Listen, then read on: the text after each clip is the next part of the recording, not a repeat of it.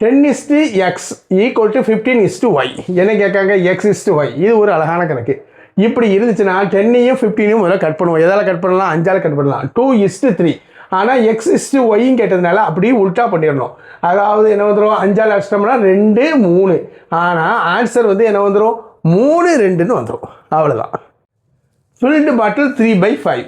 அப்புறம் மொத்த இதை நம்ம 1ன்னு வச்சுக்கலாம். இது பின்னமாக இருந்துச்சுன்னா இது 1 வச்சுக்கலாம். இது பெர்சன்டேஜாக இருந்துச்சுன்னா இது 100ன்னு வச்சுக்கணும். இது ஃப்ராக்ஷனாக இருக்குது, மொத்தம் 1 வச்சுக்கலாம். ஃபுல்டு வந்து 3/5. எம்டி வேணும்னா 1ல் இருந்து 3/5 சப் பண்ணணும். 1ல் இருந்து சப் பண்ணால் ஒரு ஸ்பெஷல் ப்ராப்பர்ட்டி இருக்குது 1க்கு. இதை அப்படி கழிச்ச வேண்டியது. 5லேருந்து 3 போச்சுன்னா 2/5. அதாவது ஃபுல்டு வந்து 3/5, எம்டி வந்து 2/5. 5 அடிச்சிடலாம். ஆன்சர் 3:2. A:B 2:5. B:C வந்து 3:4. முதல்ல என்ன கேட்காங்கன்னா ஏயும் சியும் கேட்காங்க. ஏயும் சியும் வேணாலும் நம்ம A:B:C கண்டுபிடிச்சிருவோம். முதல்ல என்ன வந்துடும்? 3 கொண்டு 2 மல்டிபிள் பண்ணோம்னா 6. 3 கொண்டு 5 மல்டிபிள் பண்ணால் 15. 4 கொண்டு 5 மல்டிபிள் பண்ணோம்னா 20. இதை என்ன செஞ்சிடலாம்? ஏயும் சினா ஏ வந்து என்னது? 6. சி வந்து என்னது? 20. இதை கட் பண்ண முடிஞ்சால் என்ன வந்துடும்? 2ஆல் கட் பண்ணிட்டோம்னா 3:10. மொத்த ரூபா 1470. ஆனந்துக்கு 3 பங்கு, மோகனுக்கு 4 பங்கு. இப்போ என்ன கேட்காங்கன்னா மோகனுடைய பங்கு கேட்காங்க. இப்போ நான் என்ன செய்தேன்? மொத்த பங்குன்னு கொடுத்ததுனால இதை மொத்தம் அப்படின்னு ஆக்கிக்கிறேன், டோட்டல் பண்ணிக்கிறேன். இது டிஃப்ரென்ஸும் கேட்டால் டிஃப்ரென்ஸ் பண்ணுவேன், HCF கேட்டால் HCF வைப்பேன். இந்த கணக்கில் டோட்டல் கேட்டிருக்காங்க, அதனால இந்த ரேஷியோவை ஆட் பண்ணிக்கிட்டேன். 7 பங்கு வந்து 1470. யாருடைய பங்கு கேட்காங்க? மோகனுடைய பங்கு. 4 பங்கு எவ்வளவு? 7 கொண்டு அடிக்கேன், டேரெக்டாக இதையும் அடிக்க, ஸ்ட்ரைட்டாக வந்து அடிச்சிடலாம்.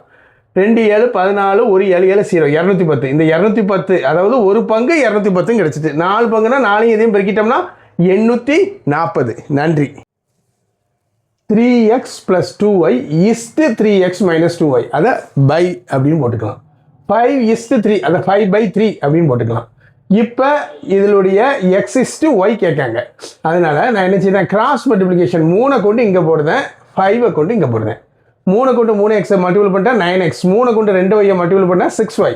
5 கொண்டு 3x பண்ணால் 15x. 5 கொண்டு -2y பண்ணோம்னா -10y.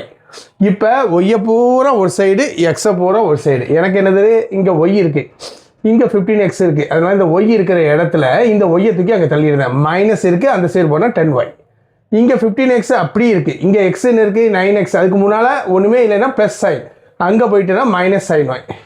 அப்புறம் 15லேருந்து 9 போச்சுன்னா 6x. இங்கே வந்து 16y. இப்போ என்ன வந்துடும்? எக்ஸ் முதல்ல இருந்தால் நல்லாயிருக்கும், அதனால் இந்த 6xை தூக்கி இங்கே உட்கார வைக்க, 16yயை தூக்கி இங்கே உட்கார வைக்க. பார்த்தா நம்பர் பெருசாக இருக்குது, 2ஆல் கட் பண்ணால் 3x = 8y. இப்போ நமக்கு தேவை x/y, அதாவது x:y. அப்புறம் இந்த ஒய்யை அப்படியே இங்கே கீழே கொண்டாடுறேன், இந்த 3 அப்படியே அங்கே கொண்டு போகிறேன். அதனால 8/3. x/y = 8/3 அல்லது x:y = 8:3. தேங்க்யூ.